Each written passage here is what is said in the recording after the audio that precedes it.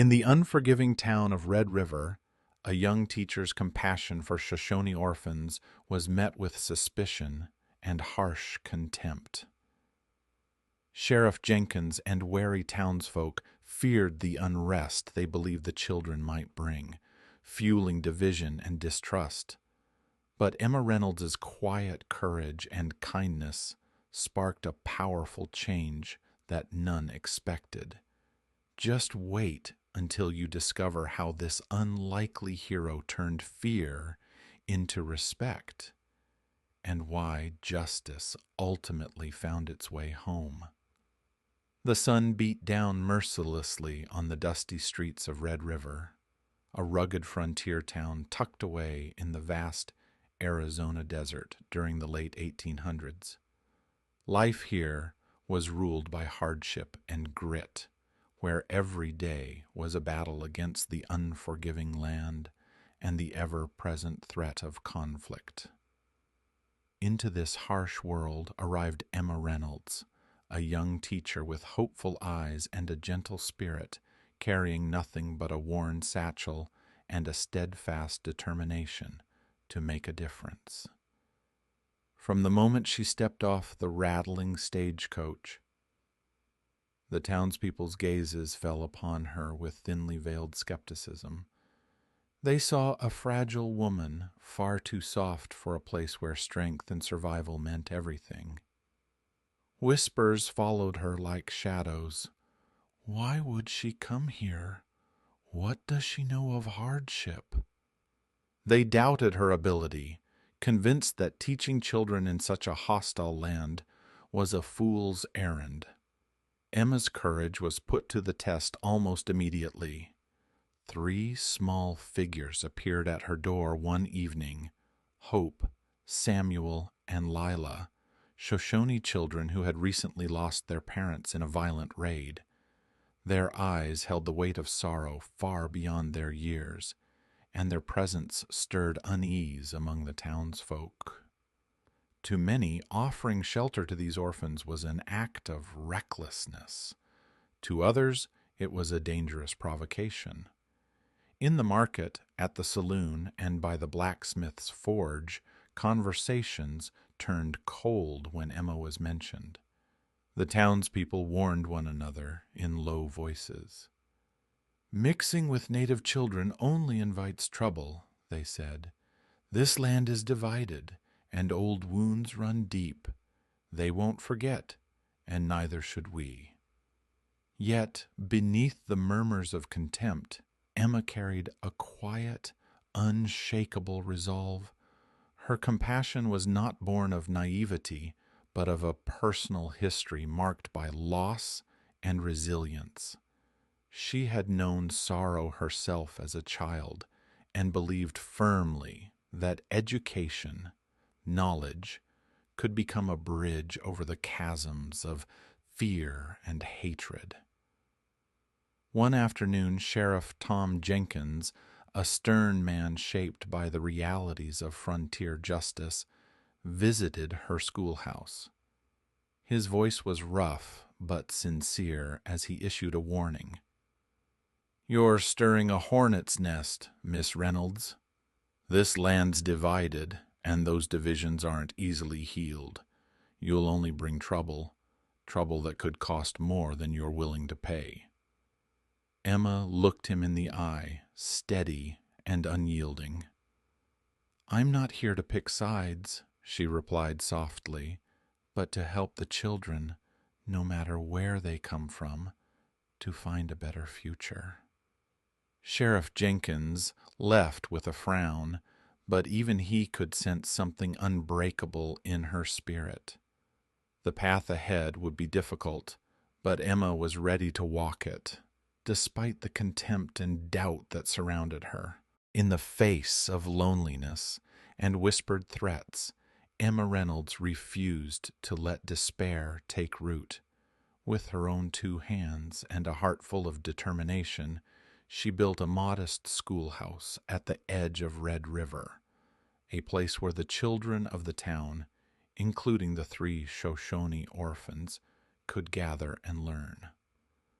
The walls were rough-hewn, the desks simple, but within those humble walls, Emma planted seeds of something far greater: hope. The Shoshone children, Hope, Samuel, and Lila, arrived hesitant and guarded, their young faces shadowed by memories no child should bear. But day by day, Emma's kindness chipped away at their fear. She spoke to them not of the battles that had torn their lives apart, but of stories filled with peace, of dreams where understanding and kindness could grow. Her voice was steady and warm, a gentle promise that the past would not define their future.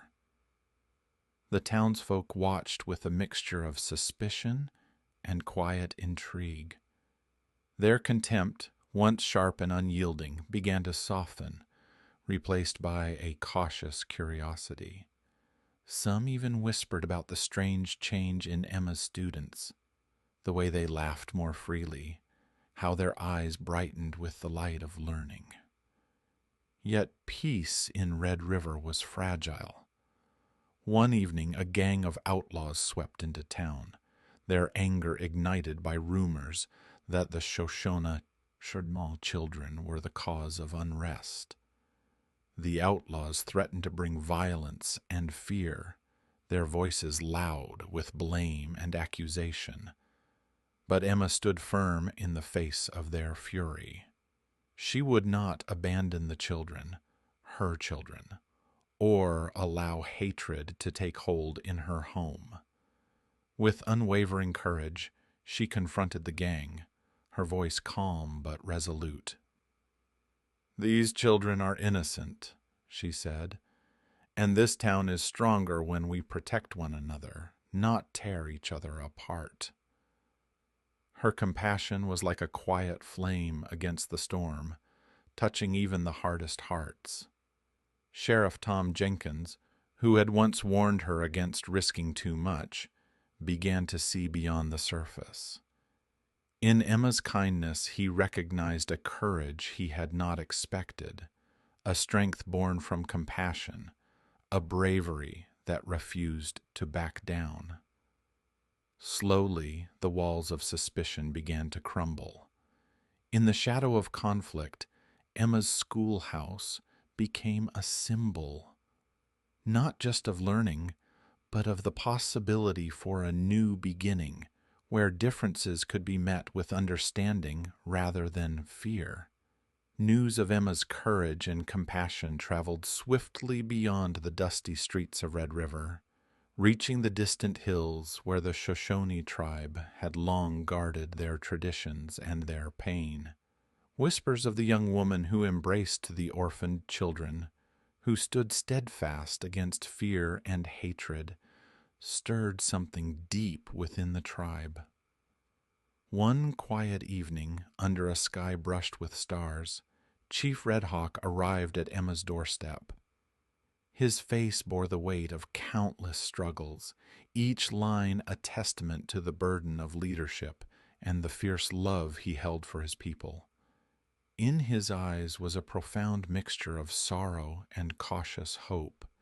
He spoke with quiet gravity, sharing the story of his tribe's enduring wounds, the loss, the mistrust, the long history of division between their worlds. Yet beneath his words lay a fragile spark, kindled by Emma's unwavering kindness. It was a light they had not dared to hope for, a sign that perhaps healing was possible. As dawn broke over the desert, Emma was roused from sleep by a sight she would never forget. The schoolyard, usually empty and silent at this hour, was filled with a solemn assembly, 450 Shoshone warriors standing shoulder to shoulder. But these were not warriors poised for battle. Their bows were lowered in respect, their posture one of quiet gratitude and honor. This was a gesture beyond words. It was an acknowledgement of Emma not merely as a teacher, but as a guardian of their children's future, a bridge between two worlds long kept apart by suspicion and pain. Sheriff Jenkins, standing beside her, was overcome by a profound silence. The contempt and doubt that had once shadowed the town melted away, replaced by a deep and heartfelt respect. The strength Emma had shown, calm, steady, and compassionate, had grown into a beacon that illuminated a new path forward.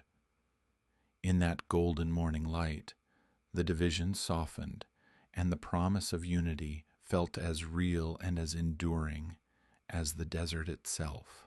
Emma's story grew beyond the boundaries of Red River, weaving itself into the very fabric of frontier legend. It was a story told around campfires and in quiet gatherings, of a woman who, though seemingly fragile in the eyes of many, stood firm against the harsh winds of prejudice and fear. With unwavering love and fierce determination, she transformed a place once divided by suspicion into a community bound by understanding. The orphans, Hope, Samuel, and Lila, blossomed under Emma's care, their laughter filling the schoolhouse that had once been empty and silent. Where there was once uncertainty and pain, joy and learning now thrived. Their spirits, once shadowed by loss, now soared with the promise of a brighter future. At the heart of this tale lies a timeless truth, that compassion, even when it seems quiet or small, holds the power to overcome the deepest contempt. True strength does not roar or brandish weapons. It wears the gentle face of kindness and the steadfast courage of belief. As the morning sun bathed the town in golden light, it illuminated more than just the walls of the schoolhouse. It shone upon a new chapter, one forged by hope, resilience, and the daring heart of a teacher who refused to let fear dictate the future. Emma's legacy became a beacon, reminding all who heard her story that peace and understanding are possible, even in the most unlikely of places.